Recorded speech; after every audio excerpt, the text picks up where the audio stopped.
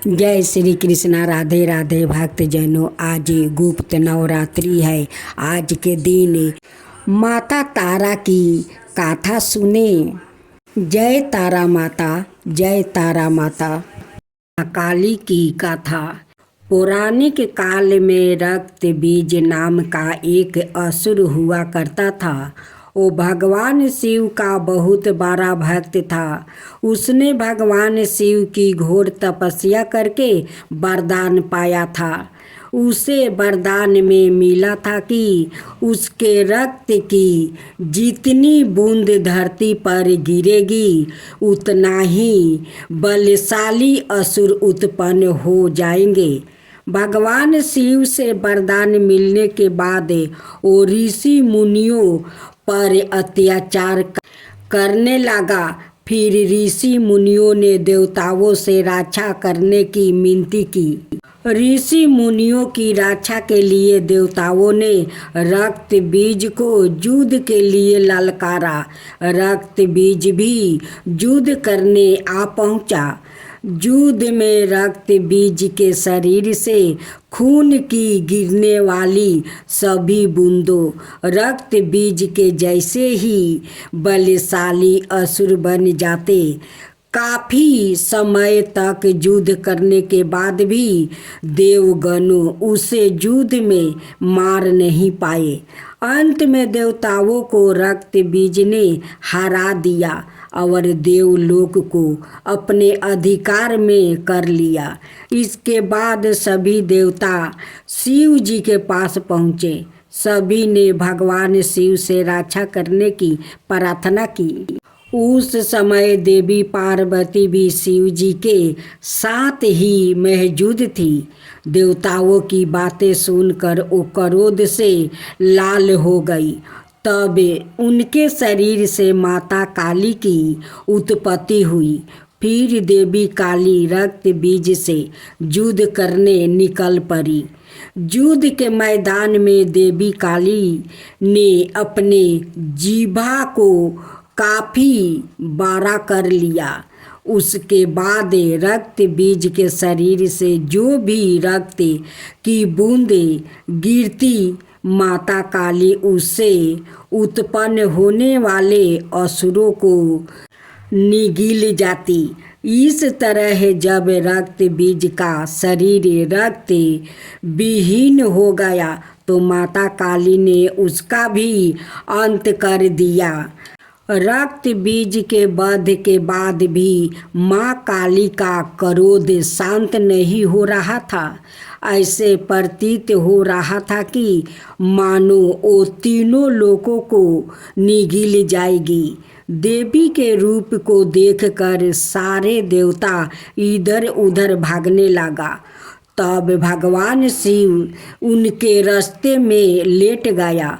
क्रोध में ही देवी काली ने भगवान शिव की छाती पर अपना पैर रख दिया। इसके बाद देवी काली का क्रोध शांत हुआ। वही कालिका पुराण में वर्णित कथा के अनुसार एक बार हिमालय पर स्थित मतंग मुनि के आश्रम में सभी देवता पहुँचे। उसके बाद मतंग मुनि ने यज्ञ आरंभ किया। फिर सभी देवता महामाया देवी की स्तुति करने लगे। काफ़ी समय तक स्तुति करने के बाद माता महामाया देवताओं के सामने प्रकट हुई। माता ने देवताओं से पूछा कि तुम सभी किसकी स्तुति कर रहे हो। उसी समय देवी महामाया के शरीर से एक काली रंग की दिव्या स्त्री प्रकट हुई। उस दिव्या स्त्री ने देवी महामाया से कहा, यह सभी मेरी ही स्तुति कर रहे हैं। वही देवी महाकाली के नाम से जानी जाती है। अब आप सुनेंगे देवी काली की कथा। देवी काली को शक्ति का साक्षात स्वरूप माना जाता है। माता रानी अपने भक्तों पर दया दृष्टि रखती है, लेकिन दुष्ट और दुराचारियों पर विश्वास भी करती है। महिषासुर अति बलशाली दैत्य था, जिसका संहार देवता भी नहीं कर सके। इसलिए देवी काली का जन्म हुआ।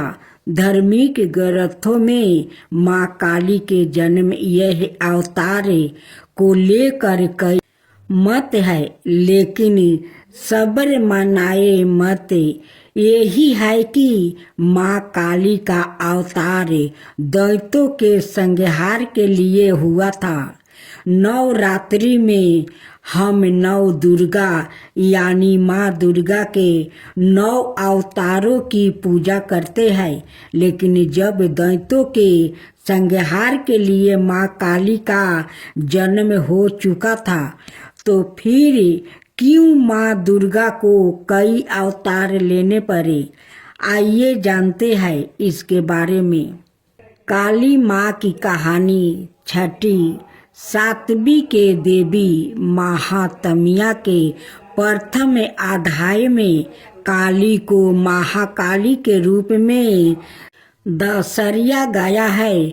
ओ भगवान विष्णु के सोते हुए शरीर से देवी योग निद्रा के रूप में पैदा हुई, ताकि ब्रह्मा और दुनिया को 2 राक्षसों मुद और कदब से बचने के लिए उन्हें जगाया जा सके। एक बार जब विष्णु जागे तो उन्होंने उन राक्षसों के खिलाफ एक लंबा युद्ध शुरू किया, लेकिन वो अभी भी पराजित थे और अपनी सफलता पर गर्व कर रहे थे। यह देखकर महाकाली ने महामाया का रूप धारण किया और दोनों राक्षसों को मंत्रमुग्ध करने के लिए चली गई। जब वो महामाया से विचलित हुए तो विष्णु ने उन्हें तुरंत मार डाला। बाद के अध्यायों में चंड और मुंड 2 राक्षस थे जो देवी दुर्गा पर हमला करते थे। दुर्गा इतनी उग्रता से जवाब देती है कि काली उसके माथे से निकलती है और उन दोनों को मार देती है।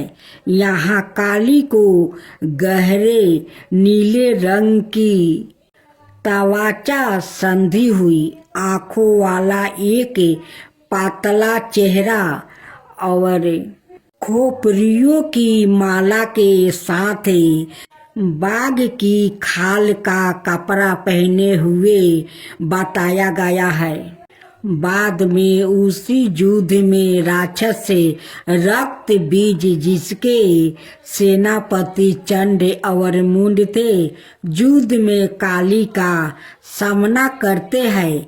रक्त बीज को वरदान है कि उसके खून की हर बूंद जो जमीन को छूती है, उससे उसका एक और कैलोन पैदा हो जाएगा। चौकी दुर्गा रक्त बीज को उसके अनगिनत कैलोनों के साथ हारने में असमर्थ है। काली उसके शरीर से उसका खून चूस लेती है और उसे हराने के लिए उसके कैलोनों को खा जाती है।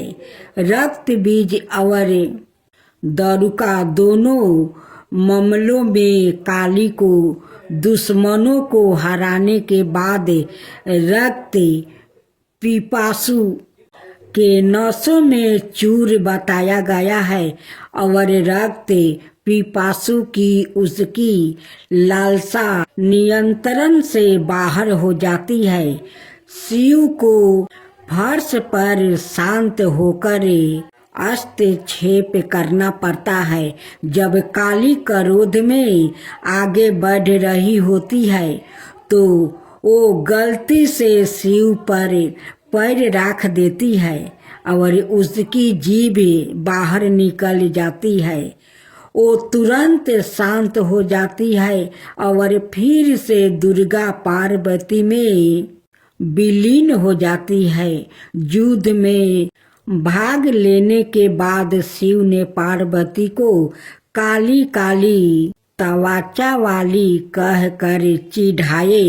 पार्वती बहुत आहत हुई और योग योग तक तपस्या करना शुरू कर दिया, जब तक कि उन्होंने अपना काला रंग नहीं खो देती है, इसे त्याग नहीं दिया और गौरी सुनहरी तवाचा वाली देवी नहीं बन गई। उसका छिपा हुआ अंधकारमय अवतारण कौशिकी बन जाता है, जो क्रोधित होने पर काली बन जाता है। काली पूजा उस्ताव देवी काली को समर्पित है और विशेष रूप से पश्चिम बंगाल, ओडिया और असम के भारतीयों क्षेत्र में मनाया जाता है। यह हिंदू कैलेंडर के हर महीने में अमावस्या के दिन मनाया जाता है। यह दीपावली के बाद शुरुआत होता है और दिनों तक चलता है। चौकी देवी काली महाविद्याओं में प्रमुख है। उनमें से प्रत्येक का काली पूजा से पहले अवतार का एक दिन होता है।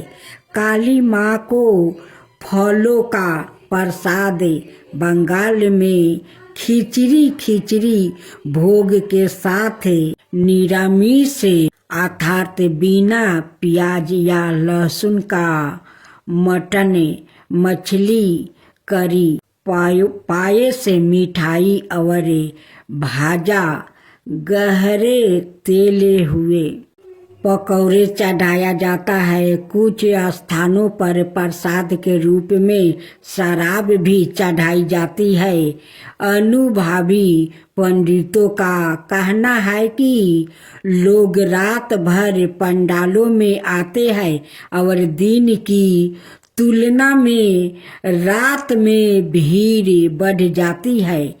पूजा आश्चर्यजनक रोशनी, प्रकाश और धावनी सो काली पूजा से पहले प्रत्येक दिन मनाए जाने वाले महाविद्याओं के अवतार और अंतिम महाविद्या कमलात्मिका के अवतार, जिसे कमलात्मिका जयंती के रूप में मनाया जाता है, दिवाली के दिन पड़ने के कारण उन्हें अक्सर तांत्रिक लक्ष्मी के रूप में माना जाता है।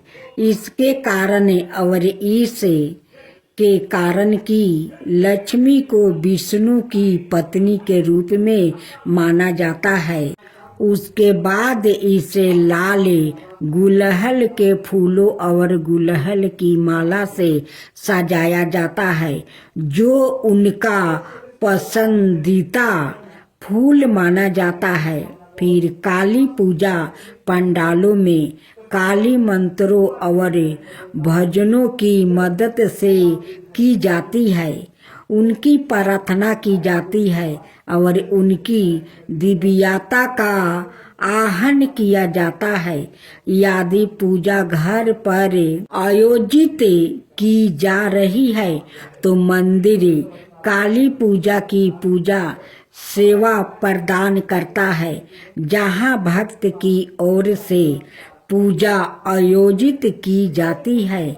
मंदिर के पंडितों के पास पूजा के लिए सारी सामग्री तैयार है और भक्तों को बस कुछ निर्देशों का पालन करना है, जो मंदिर द्वारा इसमें